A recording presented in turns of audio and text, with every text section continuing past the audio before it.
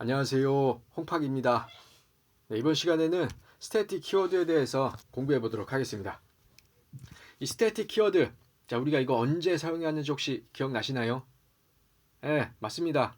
자, 우리가 메인 메소드 작성할 때 public static void main 하면서 그냥 일단 외우고 시작하자라고 했던 것들 중에 하나인데요.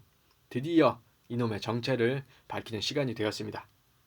이 스태틱이라는 키워드는 말이죠. 공유라는 의미를 담은 키워드예요. 이 공유라는 의미를 담은 이 키워드인 스태틱은요. 클래스의 구성 요소인 필드와 메소드 이 두 가지 영역에서 사용될 수 있습니다. 자, 필드에서 사용하는 경우 스태틱 필드 또 다른 표현으로는 클래스 변수라고 하고요. 메소드에서 사용되는 경우는 스태틱 메소드 다른 표현으로는 유틸리티 메소드라고 하는데요. 이 두 가지 경우에 대해서 각각 계속해서 알아보도록 하겠습니다. 자, 먼저 클래스 변수입니다. 자, 필드에서 스태틱이 붙은 경우죠. 자, 클래스 변수는요, 여러 객체들이 공유하는 변수입니다. 자, 코드로는 어떻게 작성되느냐? 다음과 같이 작성을 할 수 있겠습니다. 자, 필드에서 int 타입의 count라는 필드를 만들었는데 이 앞에다가 스태틱을 이렇게 붙여주면 바로 객체들이 공유하는 변수인 클래스 변수가 되는 거예요.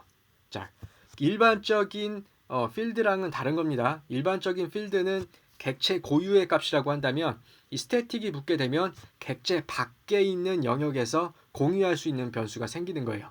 네, 이해되셨나요? 대충 느낌은 오지만 정확히 명확하게는 떠오르지 않으실 거예요. 자, 그렇다면 그거를 명확하게 하기 위해서 시세 문제를 풀어서 이해해보면 좋을 것 같죠? 자, 그러면 문제를 풀어보도록 하겠습니다.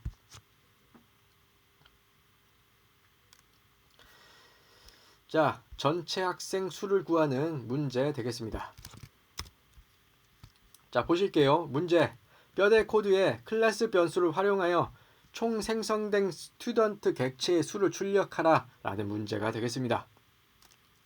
자, 그러면 볼게요. 뼈대 코드를 먼저 분석해 보죠. 자, 보시겠습니다. 자, 어떤 코드죠? 자, 메인 메소드 보면 3개의 객체를 만들었어요. 그쵸? 자, 그리고 나서 이 객체에 만들어진 수를 출력해 주면 되겠네요. 그죠? 자, 근데 보면 student라는 클래스 안에 count라는 필드가 있습니다. count라는 필드와 name이라는 필드 두 개가 있는데요. 그러면 뭐 이렇게 하면 되겠다 라는 아이디어를 생각할 수 있겠죠. 자, 객체를 생성하는 생성자, 이 생성자가 호출될 때마다 count를 증가시켜주면 되겠네. 쉽죠? 자, 그리고 나서 어떻게 해주면 되죠? 객체가 만들어질 때마다 이 count 값을 한번 출력해 보면 되겠습니다. 자, 볼까요? a.count를 이렇게 출력해 보면 되겠네요. 그렇죠? b가 만들어졌을 때도 출력해 보고요. b.count를요. 그리고 c가 만들어졌을 때도 c.count를 출력해 보면 우리가 원하는 결과인 1, 2, 3이 출력이 되었으면 좋겠지만 실제로는 그렇게 출력이 되지 않습니다. 자, 볼까요? 자, 어떤 결과가 나올까요? 자, 다음과 같은 결과가 나올 겁니다. 1, 1, 1. 자, 카운트의 값이 다 1로 출력이 되었습니다. 왜 1, 2, 3이 아니라 1, 1, 1이지? 하시는 분들 있을 거예요. 자, 볼까요? 자, 왜 그렇습니까? 자, 이 카운트는 말이죠. 뭐죠? 바로 필드입니다.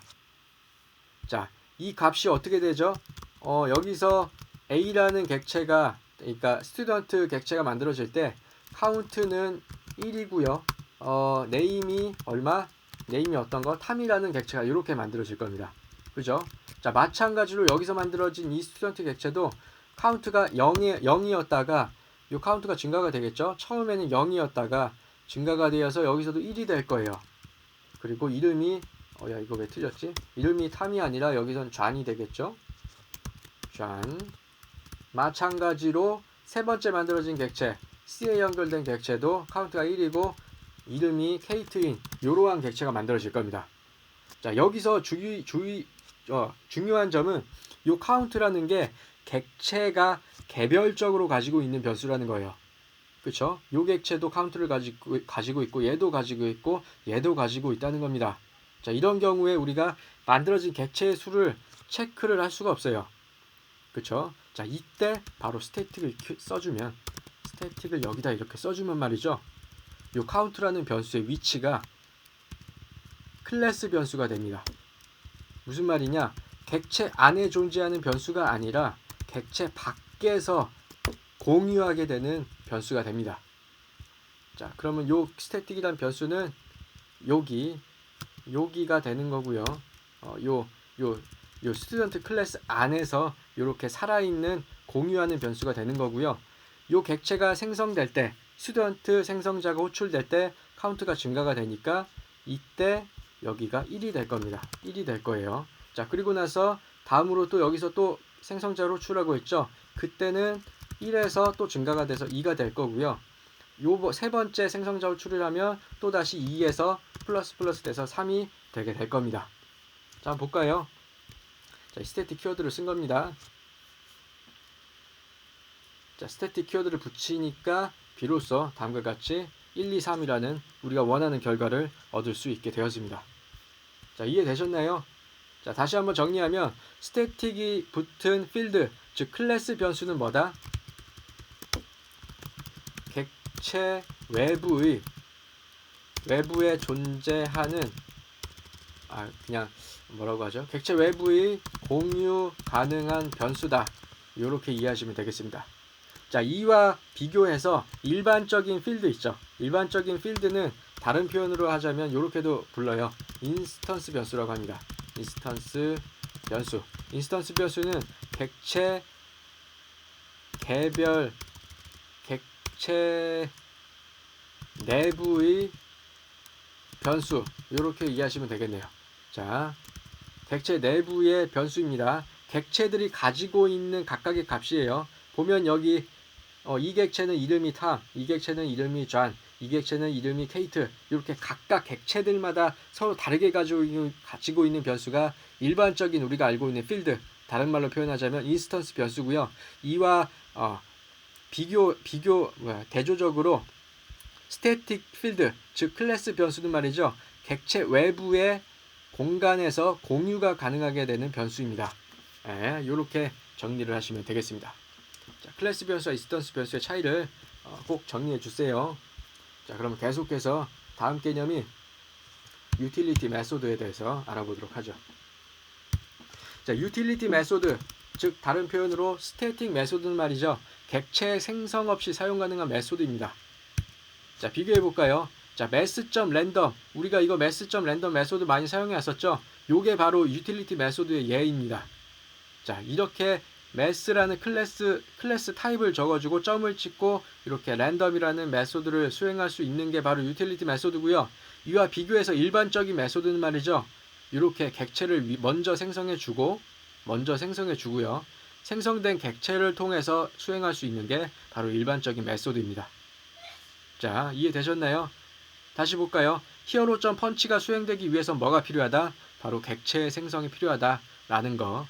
이와 반해서 유틸리티 메소드, 즉 스태틱 메소드는 객체의 생성 없이도 그냥 한 줄로 mass.random 이렇게 호출할 수 있다라는 거 기억해 주면 되겠습니다. 자, 그러면 또 실습을 통해서 이걸 확인해 봐야겠죠?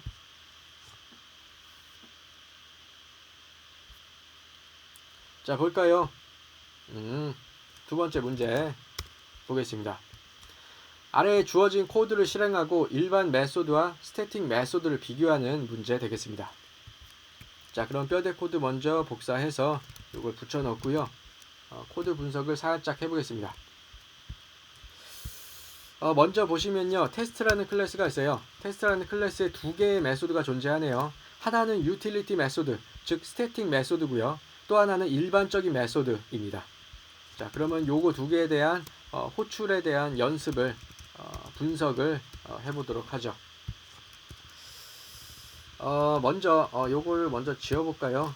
간단하게 지우겠습니다. 자, 메인 메소드에서 요 스태틱 메소드, 즉 유틸리티 메소드를 호출할 때는요, 객체 생성 없이 호출할 수 있어요. 어떻게요? 이렇게 test.m1 이렇게 호출할 수 있습니다. 자, 한번 볼까요? 코드 수행시켜 보면 다음과 같이 유틸리티 메소드가 호출되었다라는 걸 볼 수가 있는데요. 자, 이와 반면에 일반 메소드 있죠. 이 일반 메소드는 호출할 수가 없습니다. 객체 생성이 없다면 말이죠. test.m2 이렇게 해서 코드를 수행해 보면 에러가 납니다. 볼까요?